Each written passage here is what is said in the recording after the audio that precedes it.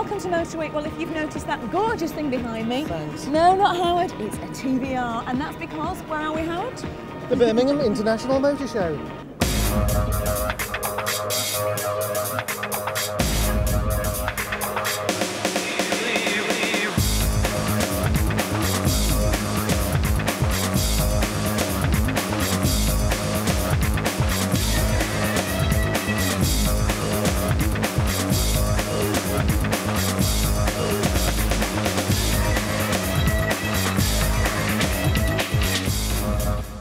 Citroën really have gone technology mad this year, and I'd like to show you something else that we didn't have time for at the Paris Motor Show. It's a computer installed in the Citroën Zara, and it's rather neat, but there's one thing you need to know before we start. Auto PC means auto PC. You'll see what I mean.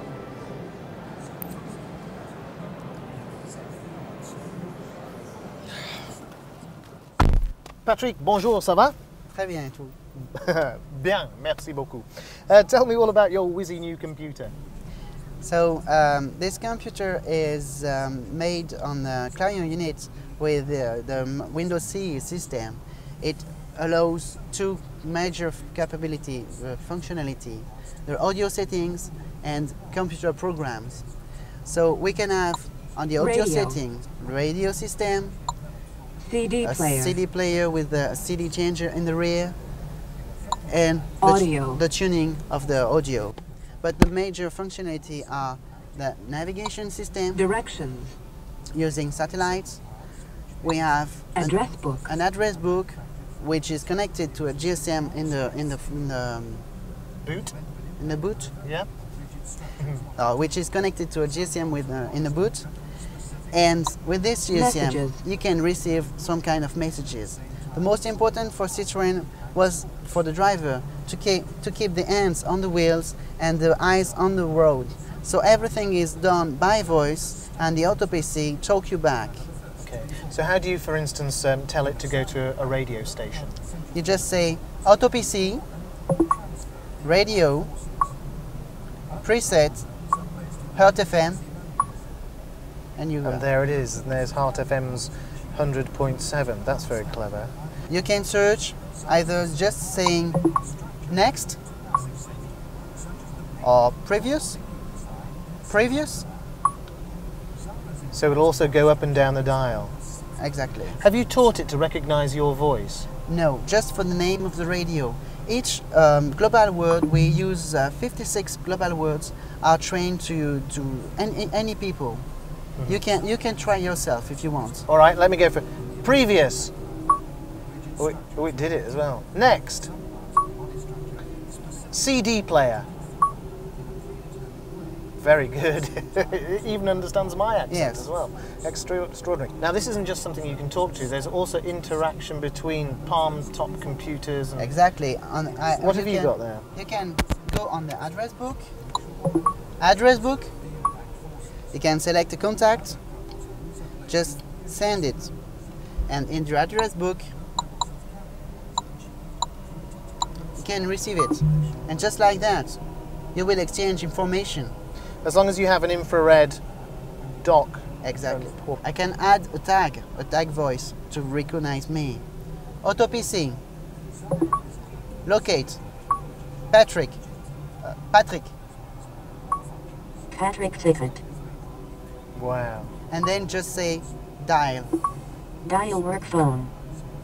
0147483069. Fantastic. This has got to be one of the wildest cars at the Birmingham Motor Show. It's the latest offering from the Bentley stable, and it's the Continental SC, and you'll either love it or you'll hate it. It offers Bentley owners a whole new driving experience. It has a removable glass roof that gives them the option of open-air motoring or closed cabin comfort. Richard, here on the Bentley stand, I didn't expect to find what's possibly one of the wildest cars at the Birmingham show. It's incredible, isn't it? But very reminiscent of the 20s. Where's the influence come from? Well, you've hit the nail on the head, and part of it, the body style, the sedan coupe style that you see on this new car is a style that became very well known in the 20s and ran through to the 50s. And on Bentleys in particular, it was very popular. So we tried to recreate something of that, but as you can see, in a slightly more up-to-date and fun way. This is a car that's going to be sold predominantly in the United States, and so why we've gone a bit wackier in its style. But as well, when you put it next to the other Bentley two-door cars that we have, the sort of the Bentley Continental family, if you like, each has developed its own character. We wanted to give this car its own character as well, a slightly younger, sort of surfing USA type of character, so hence the colour scheme. Yeah, I was going to say the colour is wild, both inside and out. Why did you decide to go down the route of the roof, you know, the roof that pulls out rather than another classic convertible? Well, most of the people who, not most, a lot of the people who buy our cars are car collectors. They have a portfolio of cars, on average 5.9 cars each, valued at £60,000 plus, so let's call it 6 cars. That doesn't count the runabouts as well, you know. So they are people who collect cars. They have different cars for different purposes. And with the two-door Bentleys that we've already got, we've got a full convertible in the Bentley Azure that's going down extremely well at the moment, especially in America. And we've got coupes. But we had some of our customers saying, I'd like to go to a convertible, but you know, I don't want a full convertible. I want something where the people in the back seat don't get blown around if I'm travelling at higher speeds. And so here's a car that's the best of both worlds in that way. It's a coupe with all coupe refinement that you need when you want the roof in, if you're the 2 roof panels in, but nice panoramic views with the glass roof panels. Or it's a convertible when you take those 2 roof panels out. So the best of both worlds, really. And of course, you've also got the incredible Bentley performance, haven't you? This is a very powerful car, isn't it? It is. In the two-door range, we're still using our traditional big V8, 6 3/4 litres. In this particular case, 400 brake horsepower.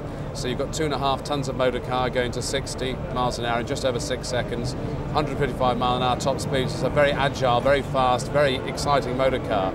And the Bentley owners that buy them appreciate that.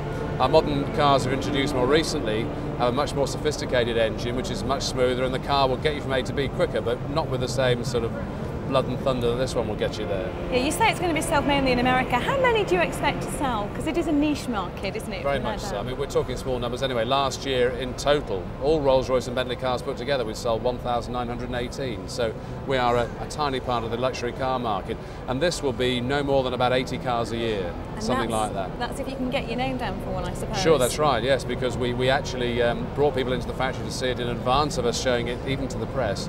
And around 29, 30 of our customers said, right, put my name down straight away, I'll add it to the collection. So of that initial number, already quite a few are accounted for. So yeah, it may take a while to get it. Well, I love it. I think it's wild. It's certainly a showstopper. Thank you. Thanks for coming. Thanks. And of course, all this style and performance really does come at a price. £245,000 is what this car will cost. But it is once you get inside that you begin to realise where that money goes. It is so luxurious in here. It's more comfortable than my living room. You also begin to realise when you have a look around the details why it takes 4 months to build one of these cars. The work that goes into them is really incredible.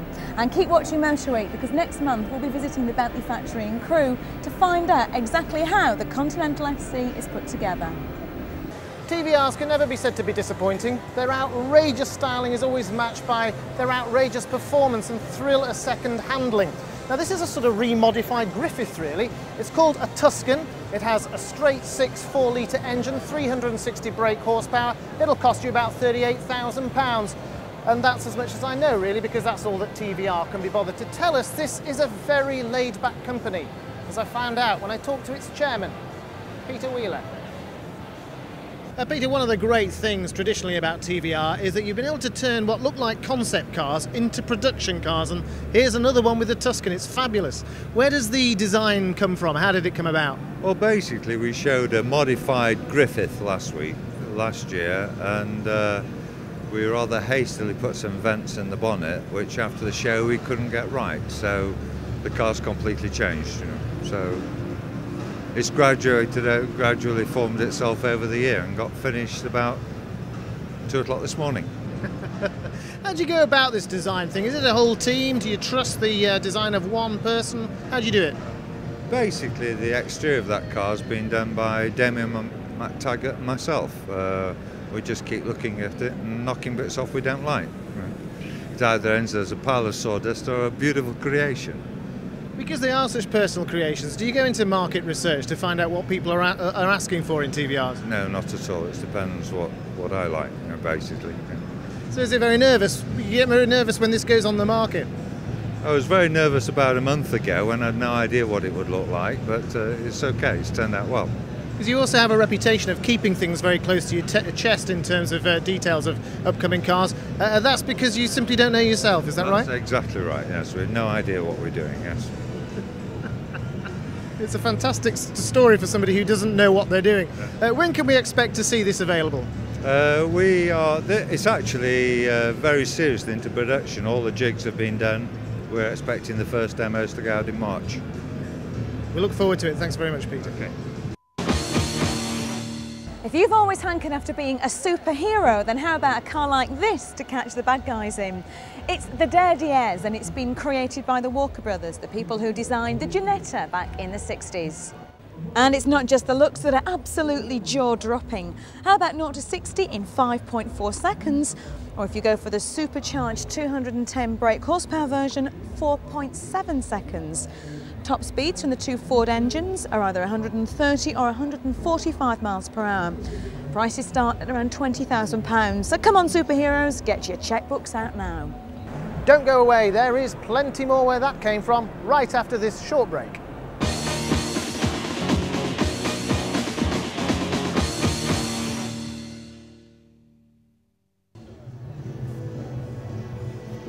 Well, all this razzmatazz behind me is Peugeot's celebration of the new 206. The car, of course, that's the predecessor to the much-loved 205. Will it live up to the 205's reputation? Well, Richard Hammond's been to find out. Think of a really important job, being in charge of a space mission, captaining an oil tanker, President of the United States of America. And the job facing the designers behind the new 205 was more important than that, to Peugeot at least, because we loved our 205s. Okay, historically, if you look at it, it wasn't actually until the arrival of the GTI versions that we really took it to heart. But when we did, boy did we. It became an obsession. We love our 205. So the 206 was going to be a very important car and quite a crucial task in redesigning it. That makes it all the more remarkable then that Peugeot took the decision to do it in-house. They didn't commission Pininfarina as they had in the past for the 205, for instance. And the result of that is this.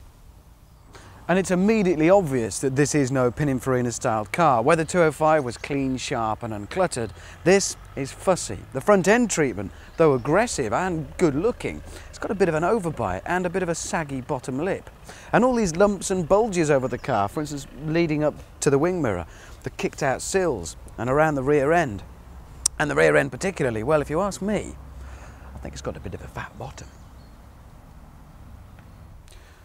But there are some nice touches around that lumpy pumpy body. For instance this, to protect it in the crash. I drove the 1.4 and 1.6 litre petrol versions. The 1.4 was definitely the weaker of the two. In fact, it felt decidedly feeble. There was the mid-range there, but in all honesty, it feels more like a 1.2. The 1.6 was stronger with, again, more mid-range. It is an 8-valver, quite a drivable engine and quite useful around town, but certainly not something you'd ever expect to press on with, and certainly not something that is ever going to rev past about 4,500. The interior feels pretty well put together. It's all quite substantial in here. It's certainly not rattly and tinny like some French cars of the past in this class. And in this, the LX version, it's quite highly specified as well. We've got air conditioning, controls for the electric front windows, and a rather natty control behind the steering wheel for controlling your stereo volume and channel. But, and it is quite a big but, and I don't understand this, the whole thing appears to be afflicted with some unfortunate skin complaint. It's got this flaky, crinkle, knobbly finish. It goes everywhere, on the steering wheel, on the steering column, and I don't like it. It's like sitting on an elephant. It's like elephant skin. Why?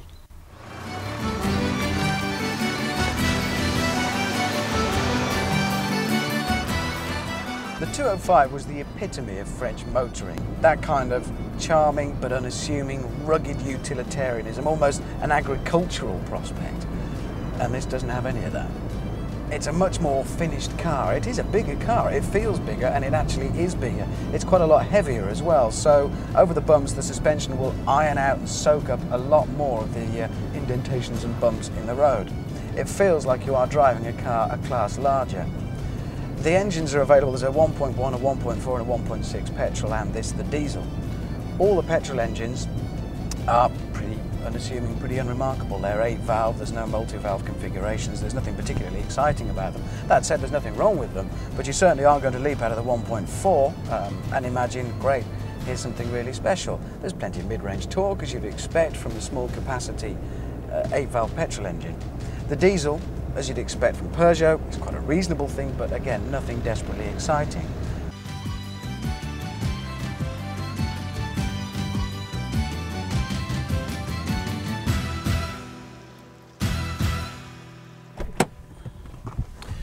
In all, though some may bill it as the replacement for the 205, that's not particularly fair. The 206 is a very different car. It's bigger, it's more refined, and in marketing speak, it's a more mature product. But then if you look at the Peugeot range, it's a very different thing from what it was when the 205 was first brought out all those years ago. It's not a bad car, but it's never going to be as exciting and as full of flair as the 205. But then, life isn't anymore, is it? Now, if you remember back to the London Motor Show last year, you may recall that they had a small 4x4 course outside, cramped in the car park, and Ginny was taken for a ride in the pouring rain. Well, here in Birmingham, they've gone bigger and better. They've taken it inside. It looks fantastic. It's pretty enormous. And here to see that everybody's safe and know what they're doing is Peter Morgan from the Motor Safari School. Is that right? That's right. Excellent. Right. What do you think of this course? It's pretty good. For a small space, we've got mountains, lakes, forests, and a feature called the Black Hole.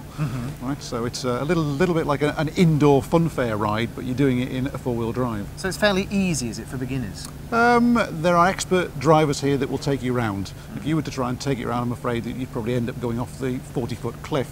But don't worry, one of my chaps will take you around and you'll be perfectly safe. Now, as you know, I am an expert off-roader because we've worked together before, haven't we? That's right. A touch of the off-road racer. We did something on the big lottery and I wasn't terribly good at it, but you're still going to be good enough to let me drive one of the cars, aren't you? No problems at all. You've got virtually every kind of off-roader here. You've got the new Mercedes M-Class, you've got the new Vauxhalls, you've got the Mitsubishis, the Toyota Land Cruiser range here. You name it, it's here. Right. So what do you think I can handle?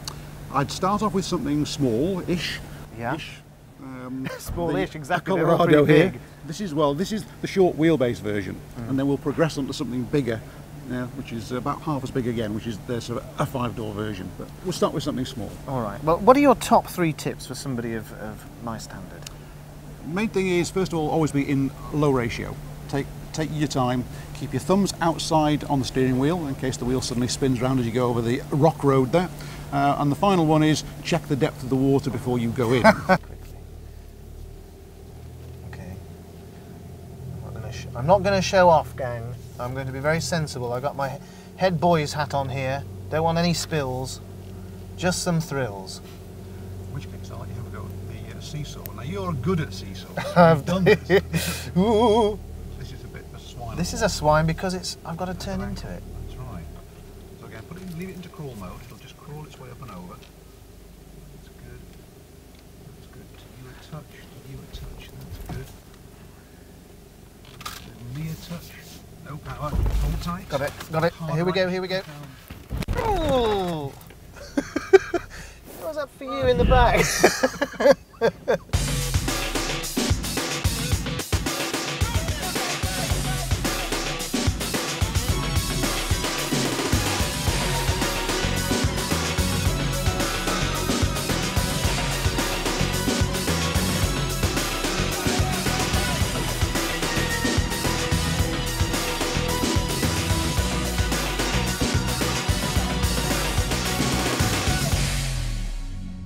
Mercedes and Jeep are the two names that battle it out for the executive 4x4 off-road segment, but Mercedes have now entered the frame with the launch of the M-Class.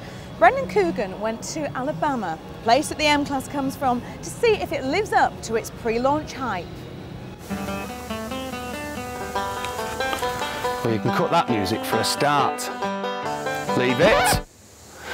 Yes, I may be in the deep south of the good old US of A, but there's going to be no scenes from Deliverance here today.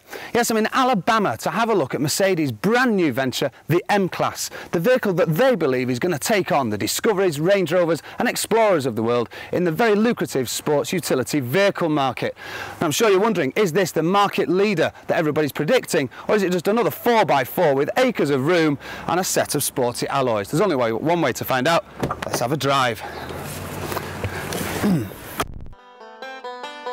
Imagine a woman with all the style and elegance of Audrey Hepburn, coupled with the obvious talents of Victoria Principal.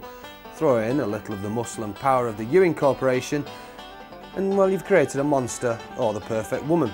Well, it's a little like what Mercedes are attempting to do here with the M-Class. They're trying to marry the traditional values of a Mercedes, build quality, refinement and style, with the attributes of a sport utility vehicle, ruggedness, cargo room and ground clearance. A difficult challenge in anyone's book, and the fact that it's entirely built and assembled here in Alabama, and Mercedes have given themselves a tall order indeed. All things considered, the M-Class performed well on and off-road, and it is great fun.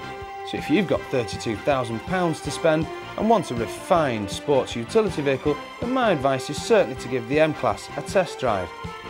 Could well bring a smile to your face.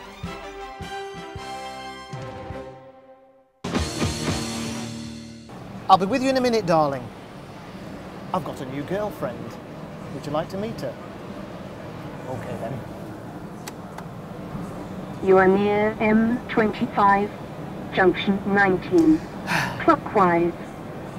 M25 clockwise. Very slow traffic for 2 miles. She doesn't tell many jokes, but she's very useful. This is the Traffic Master Oracle, and she knows what the congestion is like for my car and my journey up to 12 to 15 miles ahead of me. And she knows because of some extremely cunning technology. Now, you may have noticed in the feeder roads to some of the cities, blue posts going up. Now, those blue posts scan your registration plate, turn it into a binary code, and then 3 or 4 miles down the road, you might pass another blue post, and it does the same. It can therefore work out how fast you've travelled between those 2 posts, and it does that for every car that passes them. All that information is then collected at Milton Keynes, in a central area where people beaver away all day long, collecting all the information from all the feeder roads. Then when they can get a clear picture of how the traffic's moving around the cities, that information is then transmitted back to those posts and transmitted into your car, where your girlfriend tells you how things are getting on. You are near M25, junction 19. Well, you know how I love a bit of technology, and this is very clever stuff indeed. And the Traffic Master Oracle will be standard on the Citroën Xantia, the Vauxhall Vectra and the Vauxhall Omega. Clever stuff. What are you doing for dinner, darling? And that's all for this week. We do hope you've enjoyed this comprehensive coverage of the British Motor Show. Next week, Motor Week will be back to normal. Don't forget that in January, Howard and I will be off to America for the all-singing, all-dancing Detroit Motor Show, the home of the motor car itself. But we'll see you soon. Bye-bye.